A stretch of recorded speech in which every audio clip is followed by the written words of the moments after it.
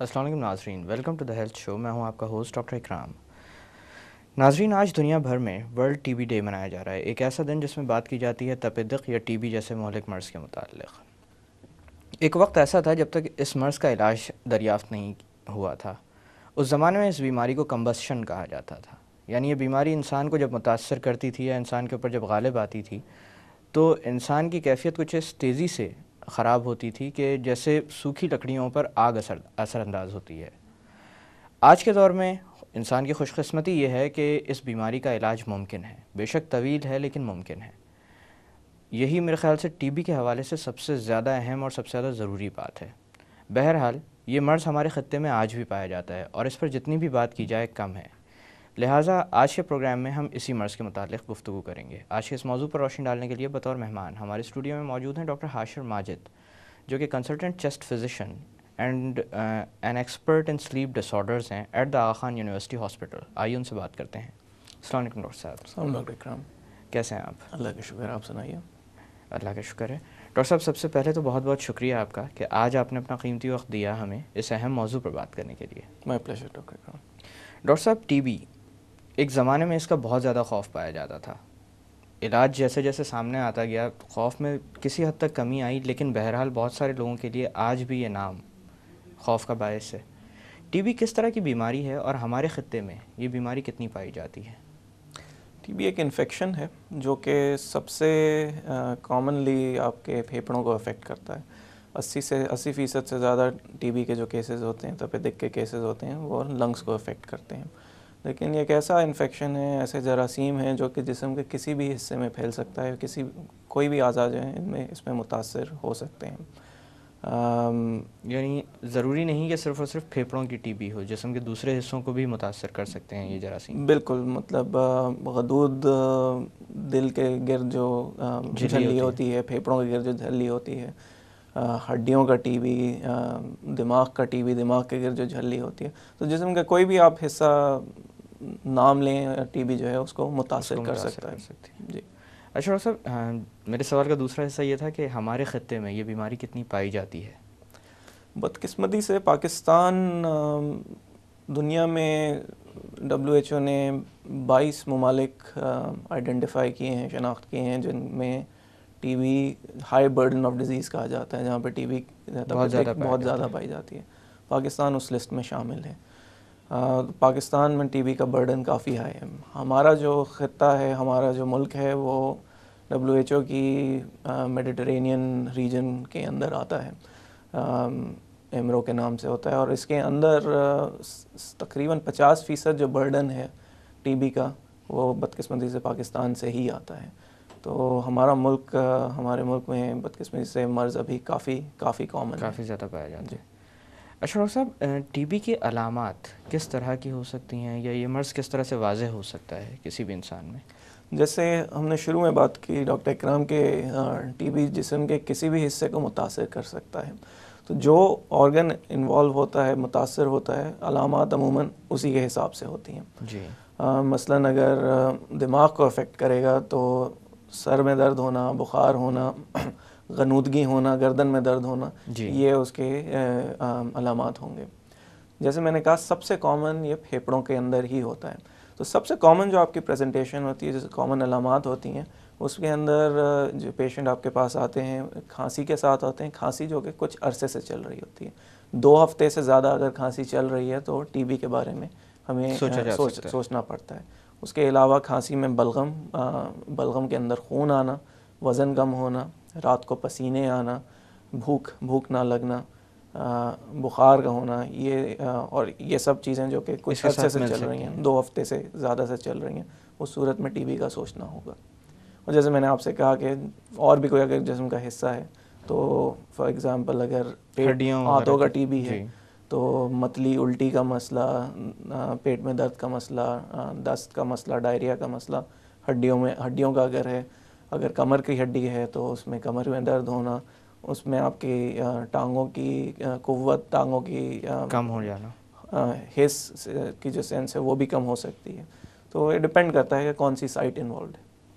اچھا ڈاکٹر صاحب، اس بیماری کو تیسری دنیا کے ممالک میں سب سے زیادہ دیکھا جاتا ہے آج کے دور میں، اور کہا بھی جاتا ہے کہ وہ ممالک جو کہ ابھی ترقی پذیر سمجھے جاتے ہیں، جو ابھی ترقی یافتہ میں کی فہرست میں نہیں آئے ہیں، ان میں یہ بیماری زیادہ نظر آتی ہے ایز کمپیئر ٹو ویسٹ. ہمارے خطے میں بھی جیسے نظر آتی ہے لیکن ویسٹ میں اتنی نہیں نظر آتی. کوئی خاص وجہ ہے کہ وہاں پر اس پر قابو پا لیا گیا ہے، یا وہاں پہ کوئی انوائرمنٹ سپورٹ نہیں ملتی اس بیماری کو؟ دیکھیے میرے خیال میں سب سے اہم جو چیز ہے یہ انفراسٹرکچر کی بات ہوتی ہے. ان ممالک کے اندر جو فرسٹ ورلڈ کے اندر ہیلتھ سسٹم ظاہر ہے کافی زیادہ ویل ڈیولپڈ تھا، جی، اور اس کی وجہ سے ٹی بی پہ قابو پا لیا گیا تھا.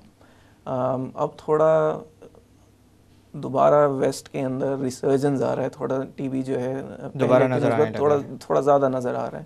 اس کی یہ دو وجوہات ہیں. ایک تو جو نیا مرض HIV ایڈز جو کہ 80s میں سامنے آیا ہے، اس کے ساتھ ٹی بی کا خاصی کامن ہے.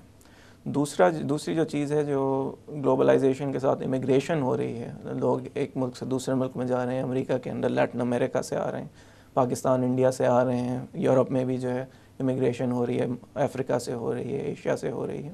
تو امیگرینٹس اپنے ساتھ ٹی بی لے کے جاتے ہیں وہاں پہ. تو تھوڑا اگین وہاں پہ بھی ریٹ پہلے کی نسبت 60s 70s 80s کے حساب سے تھوڑا بڑا ہے. جی، لیکن ابھی بھی جو ترقی پذیر ممالک ہیں ان کے مقابلے میں کافی کم ہیں. پاکستان، انڈیا، چائنا، سب سہارن افریقہ، ساؤتھ ایسٹ ایشیا، یہاں پہ ٹی بی خاصا کامن ہے. اور جیسے میں نے کہا، میرے خیال میں مین وجہ اس کی یہی ہے کہ انفراسٹرکچر اتنا اچھا نہیں ہے، ہیلتھ سسٹم اتنا اچھا نہیں تھا. ڈاکٹر صاحب، ٹی بی کے معاملے میں علاج نہ کروانا کتنا خطرناک ثابت ہو سکتا ہے، اور کیا یہ خطرناک والا معاملہ صرف مریض کے لیے ہوتا ہے یا اور لوگوں کے لیے بھی؟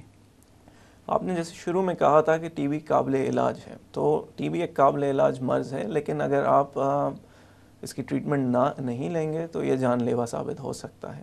تو اشد ضروری ہے کہ اس کی ٹریٹمنٹ کی جائے اور صحیح طرح کی جائے.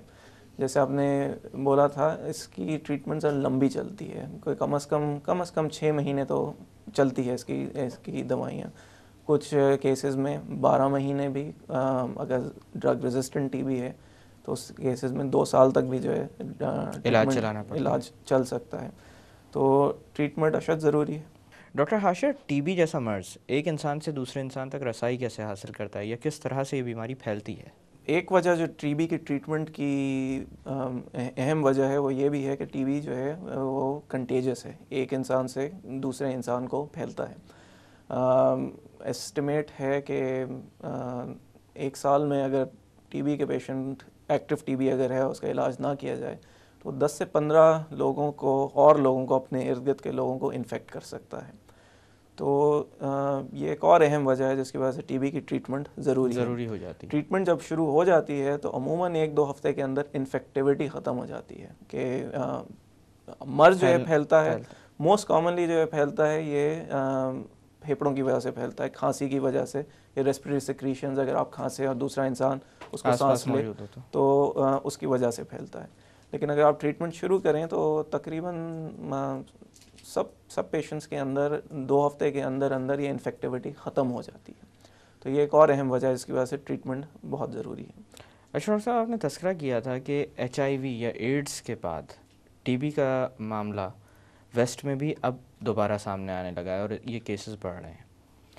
ٹی بی کے بارے میں یہ بھی کہا جاتا ہے کہ یہ ایک ایسی بیماری ہے جو وقت کے ساتھ ساتھ جس کے اندر ارتقاء کا عمل بہت کلیئرلی نظر آتا رہا ہے. جیسے ایولیوشن انسان کے اندر ہوتی رہی، چیزیں تبدیل ہوتی رہیں، یا ہم نے جس طرح سے علاج تبدیل کیا اس طرح سے بیماری بھی تبدیل ہوتی رہی. یہ بات کس حد تک درست ہے، اور ٹی بی کی کوئی نئی فارمز بھی آ چکی ہیں کیا؟ دیکھیں، پہلے تو میں یہ واضح کر دوں کہ ہر انسان کو جو ٹی بی کے جراثیم اندر انہیل کرتا ہے اس کو ٹی بی ڈیولپ نہیں ہوتی. تقریباً اگر HIV یا ایڈز نہ ہو 10% سے بھی کم لائف ٹائم رسک ہوتا ہے کہ ان کے اندر ایکٹیو ٹی بی ڈیولپ ہوگی. جی. جن لوگوں کے اندر، یہ عام انسان کی بات کر رہا ہوں، میں عام انسان کی بات کر رہا ہوں، جن لوگوں کے اندر دائمی امراض ہیں جس میں ان کا دفاعی نظام ذرا متاثر ہوتا ہے، کمزور ہوتا ہے، اس کے اندر HIV آ گیا، اس کے اندر ڈائلسس کے پیشنٹس آ گئے، پیشنٹس جو کہ ایسی دوائیوں پہ ہیں جس سے دفاعی نظام کم ہوتا ہے، اسٹیرائڈز ہو گئے ہیں، اس کے اندر ڈائبٹیز کے پیشنٹس ہو گئے، ان کے اندر رسک تھوڑا زیادہ ہوتا ہے کہ ان کے اندر ایکٹیو TB ڈیولپ ہو. تو ان پیشنٹس کے اندر نظر رکھنے کی ضرورت ہوتی ہے، اور سمٹمز جیسے میں نے بتایا، علامات جو ہیں یہ ذہن میں رکھنا اہم ہوتا ہے پیشنٹس کے لیے کہ اگر ایسے علامات ہیں تو ٹریٹمنٹ ضروری ہے. آپ نے ایولیوشن کی بات کی، اس میں